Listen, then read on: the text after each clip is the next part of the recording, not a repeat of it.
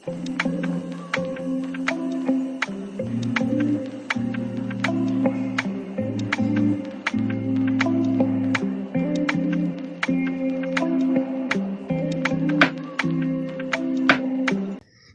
My dear குட்டீஸ் and friends, welcome to mix media.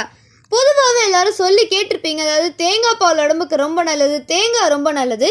ஆனால் நம்மள பல பேர்த்துக்கு இந்த தேங்காய் பாலோ இல்லை ஆப்பம் கூட பால் வச்சு சாப்பிட்றது நம்ம பல பேர்த்துக்கு பிடிக்காது.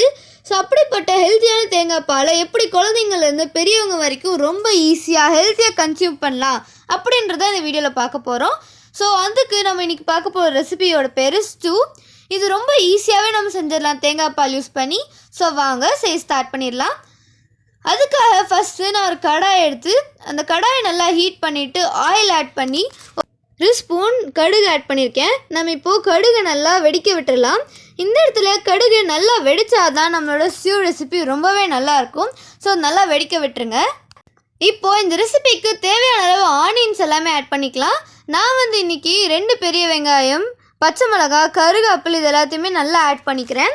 இது எல்லாமே ஆட் பண்ணி நம்ம நல்லா ஃப்ரை பண்ணிக்கலாம் அந்த ஆயிலில்.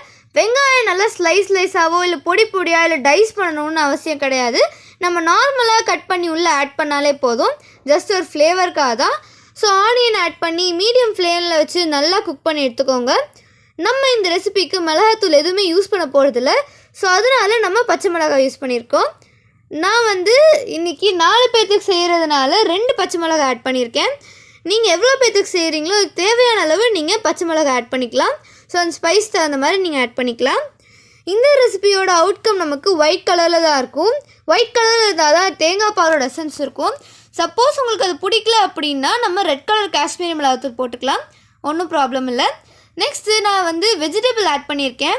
நான் இன்றைக்கி பொட்டேட்டோஸ் ஆட் பண்ணியிருக்கேன். ஏன்னா பொட்டேட்டோஸில் இருக்க ஸ்டார்ச் கண்டென்ட் நம்மளோட கோகனட் மில்க்குள்ளே ஆட் ஆனோடனே நல்லாயிருக்கும், அதனால தான். அண்ட் நம்ம வேணும்னா பீஸ் கூட ஆட் பண்ணிக்கலாம், பட் கேரட் அதெல்லாம் ஆட் பண்ணால் நல்லா இருக்காது.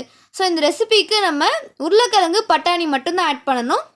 நான் இன்றைக்கி உருளைக்கிழங்கோட ஸ்டாப் பண்ணிக்கிட்டேன், இதுவே நல்லாயிருக்கும். நீங்களும் வேணும்னா ஸ்டாப் பண்ணிக்கலாம், இல்லை பீஸ் ஆட் பண்ணிக்கலாம். பட் உருளைக்கிழங்கு நல்லா நீங்கள் வேக விட்டுறக்கூடாது, பாதி வெந்ததாக தான் இருக்கணும். நல்லா வெந்துருச்சுன்னா மாவு மாதிரி ஆயிரும். ஸோ ஹாஃப் குக் ஆனதுக்கப்புறமா நம்ம தேங்காய் பால் ஆட் பண்ணிக்கலாம்.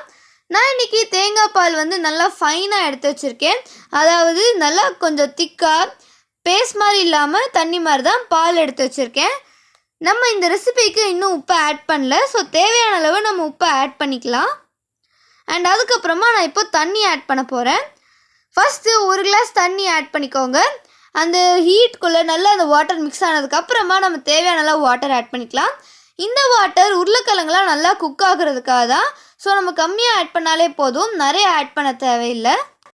இப்போது நான் முன்னாடியே சொன்ன மாதிரி 1 ஸ்பூன் சால்ட் ஆட் பண்ணிக்கலாம். நான் இன்றைக்கி கல்லுப்பு தான் எடுத்திருக்கேன், டேபிள் சால்ட் இல்லை. வேணும்னா நீங்கள் டேபிள் சால்ட் கூட எடுத்துக்கலாம். இப்போ நம்ம உருளைக்கிழங்கு மூடி வச்சு ஒரு 5 மினிட்ஸ் ஆச்சு. அதுக்கப்புறம் ஓப்பன் பண்ணி பார்த்தோன்னா தண்ணி எல்லாமே நல்லா சுண்டி பச்சை மிளகாய் கலர்லாம் நல்லா மாறி இருக்குது. ஸோ இதுதான் கரெக்டான ஸ்டேஜ். இப்போது நம்ம தேங்காய் பால் ஆட் பண்ண போகிறோம். தேங்காய் பால் ஆட் பண்ணும் போது உங்களோட ஸ்டவ்வை லோ ஃப்ளேம்லேயே வச்சுக்கோங்க, இல்லைனா நம்மளோட பால் சீக்கிரமாகவே திரிஞ்சிரும். தேங்காய் பால் ஆட் பண்ண உடனே நீங்கள் ஆட் பண்ணிட்டோன்னு சொல்லி வேறு எங்கேயாவது போயிடாதீங்க, பக்கத்துலேயே நின்று மிக்ஸ் பண்ணிகிட்டே இருக்கணும், அப்போ தான் நல்லாயிருக்கும். ஸோ இந்த ரெசிபி நம்ம வந்து இட்லிக்கு, தோசைக்கு, அப்புறமா இடியாப்பத்துக்கு கூட யூஸ் பண்ணலாம்.